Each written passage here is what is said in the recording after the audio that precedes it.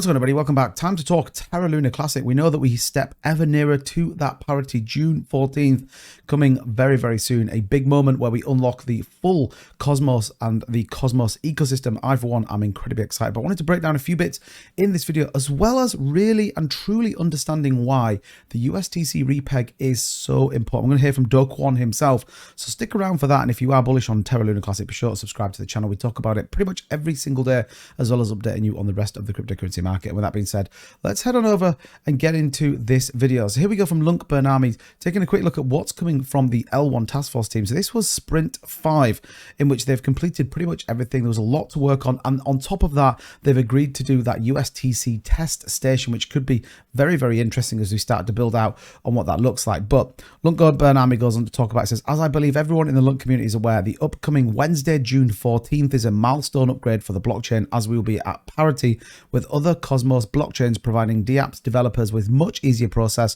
of bringing their apps over.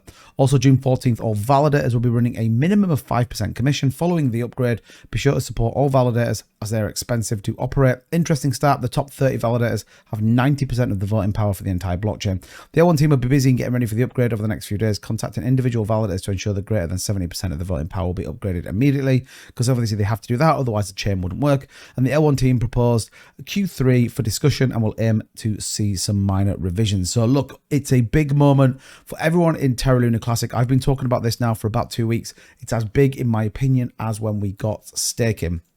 So taking a look at ultimately what the L1 task force team have achieved in this Q3 sprint 5. There's a ton of stuff all built around launching parity. But more importantly, you can see here the Cosmos SDK. Now that's the framework in which developers can build upon the Cosmos ecosystem, and more importantly, can build upon the Terra Luna Classic ecosystem. So all in all, pretty good news. Just to give you a few ideas of exactly what we're unlocking. Well, this is the Cosmos Atom token. This is the native token of the Cosmos ecosystem. But a ton of volume, ton of users, and equally some more. I think it's about 225 apps that sit within this that we have the ability to then go and get access to. Now, what's going on with holders of Luna Classic? Well, once again, we see another 947 million Lunk staked, sitting at 1 trillion and 2 billion. 14.63% of the entire supply right now is staked. You can see their top validators, a lot of people moving over and ensuring that their Terra Luna Classic is staked. Now, again,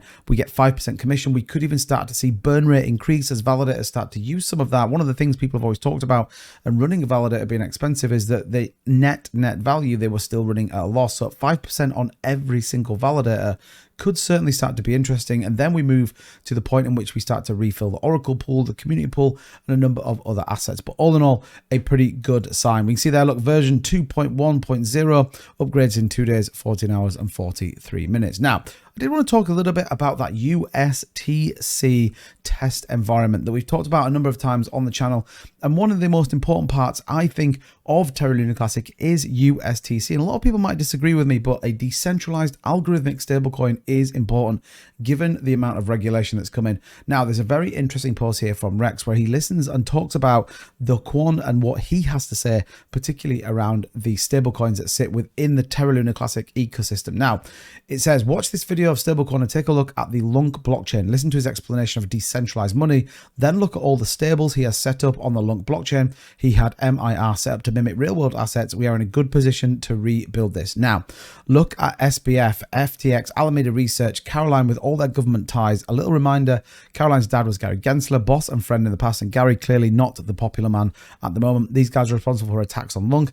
After listening to this video and seeing his work, does it make sense why stablecoin was the biggest, was the biggest threat to the United States? Decentralized stablecoins keeps you in control of your money, unless, of course, you'd rather be controlled by TradeFi banking, where they ask you why you need your own money and limit the amount of money you're allowed to withdraw. Kwon was way ahead of his time. Now, this is important, and we'll listen to the video. I'll play the video for you in just a second. This is important because ultimately it is the biggest utility we will have for Terra Luna Classic. At the same time, it does truly mean you are in control of your finances. Now, the USTC test environment will be critical to absolutely giving customer confidence in using this. Once again, I mean, we're going to have to go through a number of hoops, a lot of regulation, but ultimately it's very important. If you listen to Kwon, it's very important what he has to say as well.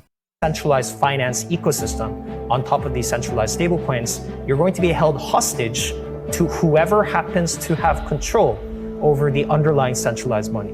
And that's why I think decentralized stablecoins are the most important innovation in crypto.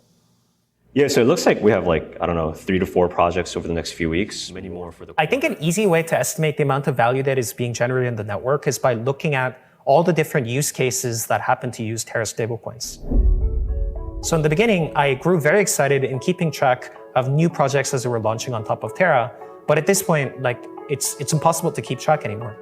Every day, there are new protocols that are launching. The dimensions of what can happen when you unleash the programmability of all these different protocols is going to be mind-blowing. Last year, because of COVID, my business was really having a hard time. I didn't have my money to give my employees. But after I know Terra, it changed my life. It made me overcome my hard time situation.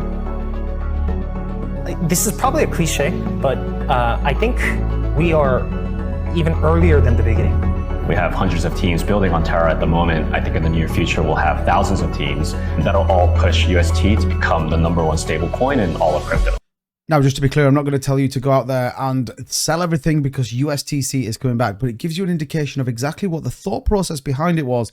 And for me, decentralized stablecoins could be a fantastic thing if we can protect consumers and ensure that this death spiral, the issues that we had, no longer can be a thing. And there's lots of work going on behind it. So the test environment is going to be incredibly important. And I, for one, I'm going to be excited. But parity coming in less than 2.5 days. Some big news come in, some big weeks for Terra Luna Classic. We'll be here for it every single day for you. So subscribe to the channel to keep up to date. Also drop a like if you are bullish on Terra Luna Classic. Drop a comment though down below. Do you genuinely think USTC could be the #1 stablecoin out there right now? As ever, thank you so much. I'll see you in the next one. Bye-bye.